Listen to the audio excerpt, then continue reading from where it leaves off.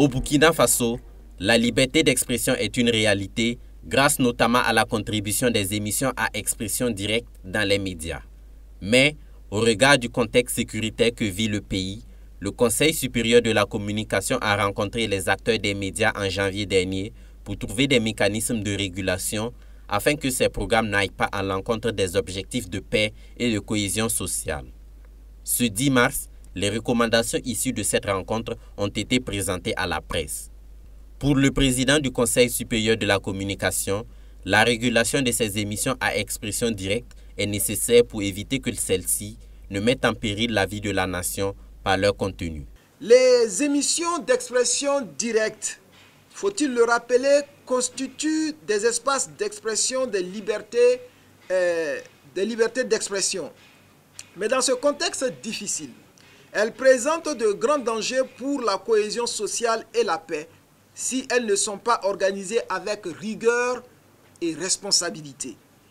Cette recommandation vient renforcer la décision numéro 2019-018/CSC du 19 août 2019 portant réglementation des émissions d'expression directe et permet ainsi d'avoir un meilleur encadrement des émissions d'expression directe dans ce contexte de défis sécuritaires et de tensions sociales. Cette loi recommande aux promoteurs des médias audiovisuels d'appliquer la décision du 19 août 2019 portant réglementation des émissions d'expression directe, de confier l'animation de ces programmes à des professionnels. Aux promoteurs des médias audiovisuels, confier ces émissions aux journalistes et animateurs professionnels, choisir les animateurs sur les plateaux en fonction des thèmes abordés, de veiller à la préparation effective de chaque émission par une équipe technique sous la responsabilité du directeur de station et de rédaction en chef, de prévoir une durée maximale de l'émission à 56 minutes et de déterminer le temps d'intervention maximal de chaque auditeur. Quant aux animateurs et journalistes, ils doivent privilégier des thèmes contribuant au civisme, à la recherche de la paix et de solutions à l'insécurité, ou encore opérer des choix pertinents d'invités sur les plateaux de débat.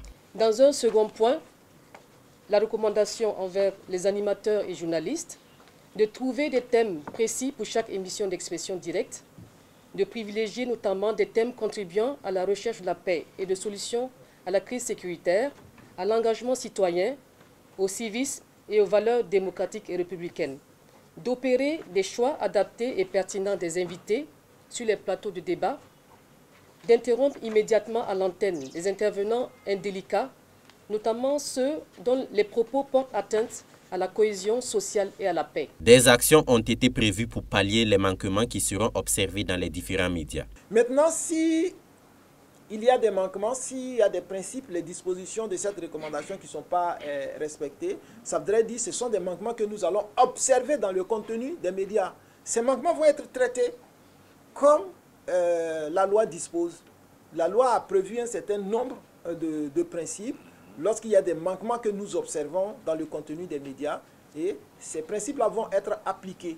Ce qu'il faut comprendre, c'est qu'il y a un texte qui vient s'ajouter, un texte qui établit d'autres principes que nous allons considérer désormais.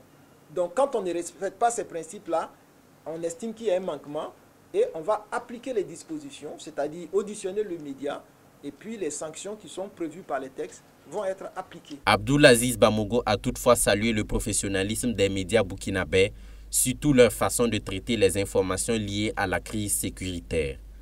Il les a exhortés à assumer leur sens de responsabilité et de toujours travailler à sensibiliser le public sur les valeurs de paix et de cohésion sociale.